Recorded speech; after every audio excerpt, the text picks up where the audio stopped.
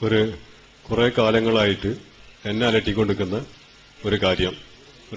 മുഹമ്മദ് ബഷീർ, പെരുമണ്ണിയാണ് വീട്.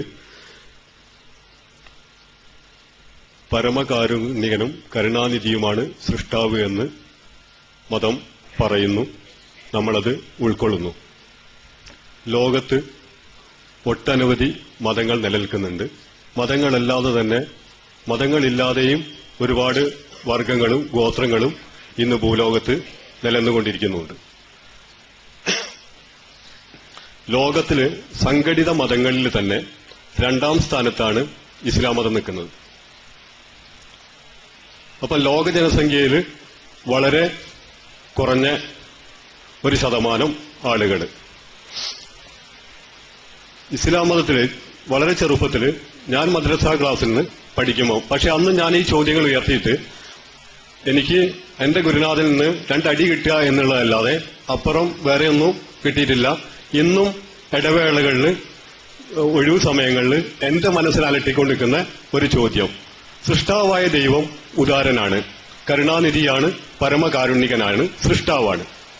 ലോകത്തിലെ മാനവ രാശിയെ മുഴുവൻ സൃഷ്ടിച്ചിട്ടുള്ള ദൈവം ഇസ്ലാമിക ജീവിത ചര്യ അനുസരിച്ചുകൊണ്ട് മുന്നോട്ട് നീങ്ങുന്ന ഒരു മനുഷ്യനെ മരണാനന്തരം പരലോകത്ത് സ്വർഗത്തിന് അവകാശമുള്ളൂ, അധികാരമുള്ളൂ എന്ന് അടിവരയിട്ടുകൊണ്ട് പറയുന്നുണ്ട്. അപ്പോൾ ദൈവം ഉദാരനുമാണ്. ലോകത്തിലുള്ള സകലമാന മനുഷ്യരെയും മറ്റു ചരാചരങ്ങളെയും സൃഷ്ടിച്ച ദൈവം ഉദാരന് ആണെങ്കിൽ, കരുണാനിധിയാണെങ്കിൽ, മറ്റു ഈ സൃഷ്ടികളെ അവര് നരകയാതന അനുഭവിക്കുന്നത് ശരിയാണോ എന്ന് ഒരു എളിയ ചോദ്യം എന്റെ ഭാഗത്തുനിന്ന്. ഒന്നാമത്തെ ചോദ്യം, കരുണാനിധിയായ ദൈവം ശിക്ഷിക്കുന്നത് ശരിയോന്ന്. മുസ്ലിങ്ങളുടെ പെർസെന്റേജും കാര്യങ്ങളെല്ലാം അതിന്റെ അനുബന്ധമായി വരുന്നതാണ്. ഒരു നല്ല ഭരണാധികാരി, അയാൾ നല്ല ഭരണാധികാരിയാകണമെങ്കിൽ അയാൾ എന്ത് പറയണം? നമ്മുടെ അഭിപ്രായത്തിൽ അയാൾ പറയണം, നിങ്ങൾ ഇഷ്ടം പോലെ ജീവിച്ചോളൂ, ഞാൻ ഒന്നും ചെയ്യൂല, ഞാൻ കൈ കെട്ടി നിന്ന് നിങ്ങൾ എന്ത് ചെയ്യുന്നതും കേട്ടും കണ്ടും ഇരിക്കുന്നതാകുന്നു. ഇതാണോ ഒരു നല്ല ഭരണാധികാരിയുടെ ലക്ഷണം? അതല്ല നല്ല ഭരണാധികാരിയുടെ ലക്ഷണം. ഇതാ ഈ രാഷ്ട്രത്തിന് ഇത്രയും നിയമങ്ങളുണ്ട്, ആ നിയമങ്ങൾ അനുസരിക്കേണ്ടത് അനിവാര്യമാണ്. ആ നിയമങ്ങൾ അനുസരിക്കുന്ന ആളുകൾക്ക് ഒരു പ്രയാസവും ഉണ്ടാകില്ല. ഈ രാഷ്ട്രത്തിൽ എല്ലാ രീതിയിലുമുള്ള ആനുകൂല്യങ്ങൾ ഉണ്ടാകും, ആരെയും ഒരർത്ഥത്തിലും പീഡിപ്പിക്കുന്ന പ്രശ്നമില്ല. എന്നാൽ ഈ നിയമങ്ങൾ അനുസരിക്കാതെ മുന്നോട്ട് പോയാൽ അവർക്ക് നല്ല ശിക്ഷ ലഭിക്കും, ജയിലിൽ പോണ്ടി വരും, അതിനങ്ങനെ ശിക്ഷ ലഭിക്കും, മാതൃകാപരമായ ശിക്ഷ ലഭിക്കും എന്ന് പറയുകയും അത് നടപ്പാക്കുകയും ചെയ്യുന്നയാളാണോ നല്ല ഭരണാധികാരി? ഏതാണ്? ഞാൻ മനസ്സിലാക്കുന്നത് 2ാമത്തെ ആളാണ് നല്ല ഭരണാധികാരി. പടച്ച തമ്പുരാൻ കാരുണ്യമൂർത്തിയാണ്, പരമകാരുണികനാണ്. അർ-റഹ്മാൻ എന്നാണ് പടച്ച തമ്പുരാന്റെ ഒരു വിശേഷണം. അർ-റഹ്മാൻ എന്ന് പറഞ്ഞാൽ എന്താണ് അതിന്റെ അർത്ഥം? അർ-റഹ്മാൻ എന്ന് പറഞ്ഞാൽ പരമകാരുണികൻ എന്നാണ് നമ്മൾ അർത്ഥം കൊടുക്കാറുള്ളത്. ആ പരമകാരുണികൻ എന്നുള്ളത് ഒരു കേവലമായ പെട്ടെന്ന് പറയാൻ പറ്റുന്ന അർത്ഥം. റഹ്മാൻ എന്നുള്ള പദത്തിന്റെ അർത്ഥം അവന്റെ അസ്തിത്വത്തിൽ തന്നെ റഹ്മത്തിനെ നിയമമാക്കിയവൻ. അഥവാ കതബ റബ്ബുക്കും അലാ നഫ്സിഹി റഹ്മ, പരിശുദ്ധ ഖുർആൻ പറയുന്നത് അങ്ങനെയാണ്. നിന്റെ രക്ഷിതാവ് അവന്റെ നഫ്സിൽ തന്നെ, അവന്റെ അസ്തിത്വത്തിൽ തന്നെ റഹ്മത്തിനെ രേഖപ്പെടുത്തിയിരിക്കുന്നു. അഥവാ അവനിൽ നിന്ന് വരുന്നതെല്ലാം കാരുണ്യമാണ്. അവനിൽ നിന്ന് കാരുണ്യമല്ലാതെ വേറൊന്നും വരണില്ല. നമുക്ക് പനി ഉണ്ടാകുന്ന അത് കാരുണ്യാണെന്നാ പറയണേ. നമുക്ക് അസുഖം ഉണ്ടാകുന്നത് കാരുണ്യാണെന്നാ പറയണത്. ഭൗതികമായി ഈ കാരുണ്യം ചിലപ്പോൾ നമുക്ക് കാരുണ്യമായി അനുഭവപ്പെടും, ചിലപ്പോൾ അത് കാരുണ്യമായി അനുഭവപ്പെട്ടോളണമെന്നില്ല. അപ്പൊ ഇന്നലെ വരെ നമ്മൾ തലവേദന എന്നാണ് എന്തായിരുന്നു വിചാരിച്ചിരുന്നത്. പലരും എന്റെ ചെറുപ്പത്തിലെല്ലാം ചില കേട്ടിട്ടുണ്ട് പലപ്പോഴും, പടച്ചോൻ ഈ തലവേദന കൊണ്ട് എന്നെ നരകിക്കാനാ വിട്ടിണെന്നാ തോന്നുന്നത്. ഈ പണ്ടാറം തലവേദന ഒന്ന് എടുത്തു കളഞ്ഞാൽ മതിയായിരുന്നു. തലവേദന എന്താണ്? ഇന്ന് നമുക്കറിയാം തലവേദന വലിയൊരു കാരുണ്യമാണെന്ന്. കാരണം എന്താ? തലക്കകത്ത് ഉണ്ടാകാൻ സാധ്യതയുള്ള പ്രശ്നങ്ങൾ ഉണ്ടാകുമ്പോൾ തലച്ചോറിന് പെട്ടെന്ന് അറിവ് കൊടുക്കുക എന്ന ദൗത്യം നിർവഹിക്കുന്ന ഒരു മെസ്സഞ്ചറാണ് തലവേദന എന്നുള്ള സത്യം. അപ്പൊ ഇന്നലെ നമുക്ക് തലവേദന ഒരു പ്രയാസമായിരുന്നു. ഇന്ന് നമ്മൾ അറിയുന്നു തലവേദന ഒരു മെസ്സഞ്ചറാണ്, അതൊരു കാരുണ്യമാണ്, വലിയ അസുഖം വരാതിരിക്കുവാൻ വേണ്ടിയുള്ള മുൻപേ പടച്ചതമ്പുരാൻ ചെയ്തു വെച്ചിട്ടുള്ള ഒരു അനുഗ്രഹമാണ് എന്നുള്ളത് ഞാൻ പറയുന്നത് ഒരു ഉദാഹരണമായിക്കൊണ്ട് മാത്രമാണ്. അത് വളരെ വിശദമായി ആ കാര്യം തന്നെ വിശദീകരിക്കേണ്ടതാണ്.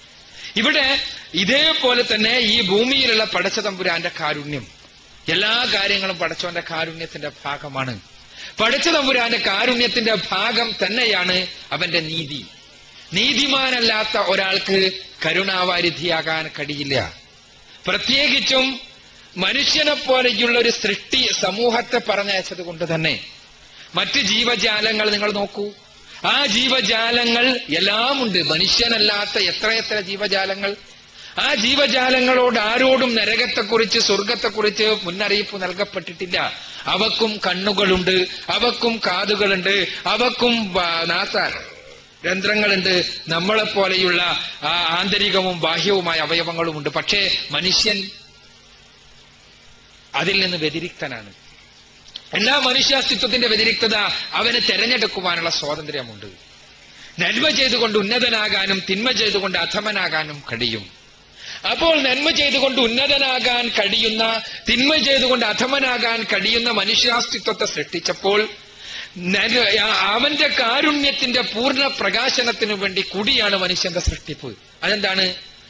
ബാക്കി എല്ലാം പടച്ചവന്റെ കാരുണ്യമാണ്. പക്ഷേ ഈ ജീവജാലങ്ങളിലെല്ലാം കൂടി പടച്ചതമ്പുരാന്റെ കാരുണ്യത്തിന്റെ 1% മാത്രമാണ് സന്നിവേശിപ്പിക്കപ്പെട്ടിട്ടുള്ളത്. ഈ ഭൂമിയിലേക്ക്, ഈ പ്രപഞ്ച സംവിധാനത്തിലേക്ക് മൊത്തത്തിൽ പടച്ചതമ്പുരാന്റെ കാരുണ്യത്തിന്റെ 1% മാത്രമാണ് നൽകപ്പെട്ടിട്ടുള്ളത്. ആ 1% ഉള്ളതുകൊണ്ടാണ് നമ്മൾ പരസ്പരം സ്നേഹിക്കുന്നത്, നമ്മൾക്ക് കാരുണ്യമുള്ളത്.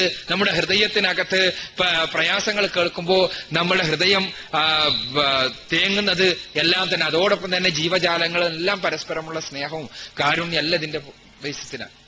എന്നാൽ 99% കാരുണ്യം പടച്ചതമ്പുരാൻ തീരുമാനിച്ചു. എന്ത്? ഇത് അർഹത നേടിയെടുക്കുന്നവർക്ക് കൊടുക്കാനുള്ളതാണ്. അർഹത നേടിയെടുക്കണം, അർഹതയുള്ളവർക്ക് കൊടുക്കാനുള്ള കാരുണ്യം. എല്ലാവർക്കും പടച്ചവന്റെ കാരുണ്യം ഇവിടുന്ന് കൊടുത്തു. ഇവിടുന്ന് എല്ലാവർക്കും പടച്ചതമ്പുരാന്റെ കാരുണ്യം കൊടുത്തു. പിന്നീട് പടച്ചതമ്പുരാന്റെ കാരുണ്യം അർഹതയുള്ളവർക്ക് നേടിയെടുക്കുവാൻ വേണ്ടി കാരുണ്യത്തിന്റെ പ്രധാനപ്പെട്ട ഭാഗം ബാക്കിവെച്ചു. അപ്പോൾ ഉണ്ടാകണം. അർഹതയുള്ളത് ഉണ്ടാകുന്നത് എപ്പോഴാണ്? തെരഞ്ഞെടുക്കുമ്പോഴാണ്. സ്വന്തമായി കാര്യങ്ങൾ ചെയ്യുമ്പോഴാണ് അർഹത നേടിയെടുക്കുക. എല്ലാവർക്കും കൊടുത്താൽ പോരെ? ഇപ്പോ ഒളിമ്പിക്സ് നടക്കുകയാണ്, എല്ലാവരും എല്ലാ നാട്ടിൽ നിന്നും അവിടെ എത്തിയിട്ടുണ്ട്, എല്ലാവരും എത്തിയിട്ടുണ്ട്. അപ്പോ എന്താ ഇപ്പൊ സ്വർണത്തിനെല്ലാം ആകുക വില? ഇപ്പൊ സ്വർണത്തിന്റെ അവിടുത്തെ പതക്കങ്ങൾക്കാകുന്ന വില വളരെ തുച്ഛാണ്. എന്നാൽ എല്ലാവർക്കും നാട്ടിൽ നിന്നല്ല ഇടങ്ങാറായിട്ട് ഇവിടേക്ക് വന്നതല്ലേ, ഏതൻസിലൊക്കെ എത്തിയില്ലേ, എല്ലാവർക്കും കൊടുക്കാം നമുക്ക് സ്വർണം എന്ന് പറഞ്ഞിട്ട് കൊടുത്താൽ സ്വർണത്തിന് എന്ത് വില? അപ്പൊ എന്താണ്? അർഹത നേടിയെടുക്കണം, ഓടിയിട്ട് മുന്നിലെത്തണം, അപ്പോഴാ കിട്ടുള്ളൂ. അല്ലെങ്കിൽ ചാടിയിട്ട് മുന്നിലെത്തണം, അപ്പോഴാണ് ആ പതക്കത്തിന് വിലയുള്ളൂ. പടച്ചതമ്പുരാൻ അർഹത നേടിയെടുക്കുന്നവർക്ക് നൽകുവാൻ വേണ്ടി അവന്റെ കാരുണ്യത്തിന്റെ 99% ബാക്കി വെച്ചു. ആ അർഹത നേടിയെടുക്കാൻ വേണ്ടി ഒരു വിഭാഗത്തെ സൃഷ്ടിച്ചതാണ് മനുഷ്യ സമൂഹം. ആ മനുഷ്യ സമൂഹത്തിനെ തെരഞ്ഞെടുക്കുവാനുള്ള സ്വാതന്ത്ര്യം നൽകി. തെരഞ്ഞെടുക്കാം ഏതും. ഈ ഭൂമിയിൽ പടച്ചവന്റെ അനുഗ്രഹങ്ങൾ അനുഭവിച്ച് ജീവിച്ചോളൂ, കാരുണ്യം അനുഭവിച്ച് ജീവിച്ചോളൂ, എല്ലാവർക്കും ഏത് രൂപത്തിലും.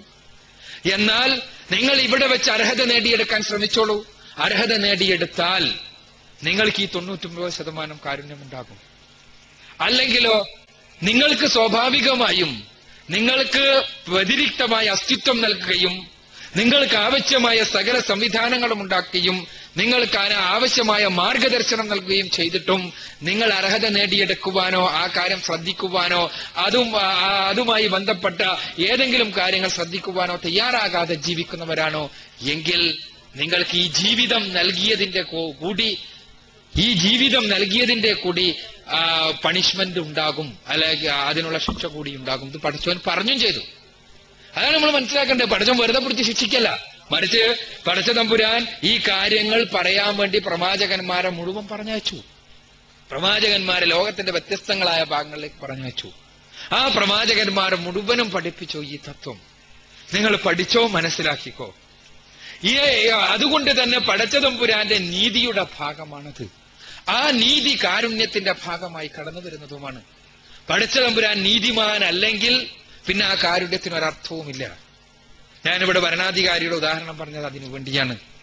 ഇനി നമ്മൾ മനസ്സിലാക്കേണ്ട ഒരു കാര്യം, നമ്മളിപ്പോ ഇങ്ങനെല്ലാം പറഞ്ഞ് നമ്മളുടെ ഇന്നത്തെ അവസ്ഥ വെച്ചുകൊണ്ട് നമ്മൾ ചിന്തിക്കണം. അങ്ങനെയല്ലേ നമ്മൾ മനുഷ്യന്മാർ തമ്മിലുള്ള ബന്ധത്തിന്റെ അടിസ്ഥാനത്തിലോ അല്ലെങ്കിൽ നമ്മളുടെ ബുദ്ധി വെച്ചുകൊണ്ട് നമ്മളുടെ ഒരു അനാലിസിസ് ആണിത്. ഒരു കാര്യം നമ്മൾ മനസ്സിലാക്കണം. പടച്ച തമ്പുരാൻ പരിശുദ്ധ ഖുർആനിൽ പറയുന്ന ഒരു പച്ചയായ സത്യമുണ്ട്. വലാ യുദ്ലമൂന നഖീറ. ഒരാളോടും ഒരു തരിമ്പ് പോലും പടച്ചവൻ അനീതി ചെയ്യൂല. ഒരു തരിമ്പ് പോലും പടച്ചവൻ അനീതി ചെയ്യൂല. അതുകൊണ്ട് തന്നെ പരലോകത്ത് ആരെങ്കിലും നരകത്തിലേക്ക് പോകുന്നുണ്ടെങ്കിൽ ആ നരകത്തിലേക്ക് പോകുന്ന ഓരോരുത്തരും തങ്ങൾക്ക് അർഹതപ്പെട്ടതാണ് നരകമെന്ന് സ്വയം സാക്ഷീകരിച്ചുകൊണ്ടല്ലാതെ നരകത്തിലേക്ക് പോകുന്ന അവസ്ഥ ഉണ്ടാകൂല. നമ്മൾ മനസ്സിലാക്കണത് സ്വയം തന്നെ അവർ ബോധ്യപ്പെടും. അതിനുവേണ്ടിയാണ് വിചാരണ. സ്വയം തന്നെ ബോധ്യപ്പെടും ഞാൻ നരകത്തിലേക്ക് അർഹനാണ് എന്ന് സ്വയം ബോധ്യപ്പെട്ടുകൊണ്ടാണ് ഓരോരുത്തരും നരകത്തിലേക്ക് പോവുക. അതുകൊണ്ട് തന്നെ അവിടെ അനീതിയുടെയോ കാരുണ്യമില്ലായ്മയുടെയോ പ്രശ്നമില്ല. അതില്ല എങ്കിൽ പടച്ചതമ്പുരാന്റെ കാരുണ്യത്തിന് പൂർണ്ണതയില്ലതാനും. കാരണം എന്താണ്? ശിക്ഷയില്ലെങ്കിൽ ഞാൻ നേരത്തെ പറഞ്ഞതുപോലെ കാരുണ്യമില്ല. കാരുണ്യം ഉണ്ടാകണമെങ്കിൽ, കാരുണ്യം പൂർണ്ണമാകണമെങ്കിൽ ആ എല്ലാ കാര്യങ്ങളും കഴിവുകളും നൽകിയിട്ടും അത് അനുസരിച്ച് ജീവിക്കാത്ത ആളുകൾക്ക് കൃത്യമായ ശിക്ഷയും അതിനുള്ള വിലക്കും ഉണ്ടായേ തീരൂ. ഭരണാധികാരിയുടെ ഉദാഹരണം പറഞ്ഞത് അതിനാണ്. ഒരിക്കലും തന്നെ മദ്രസയിൽ പഠിക്കുമ്പോ ഇത് പറഞ്ഞതുകൊണ്ട് അടി കിട്ടേണ്ട കാര്യമില്ല, അത് വേറെ വിഷയമാണ്. ഉത്തരം കിട്ടാഞ്ഞാൽ തല്ല എന്നുള്ളത് ഒരു പൊതു സ്വഭാവമാണ്. അതുകൊണ്ട് ആ ഒരു മാനസികാവസ്ഥ നമുക്കുണ്ടാകേണ്ട കാര്യമില്ല എന്ന് മനസ്സിലാക്കണം.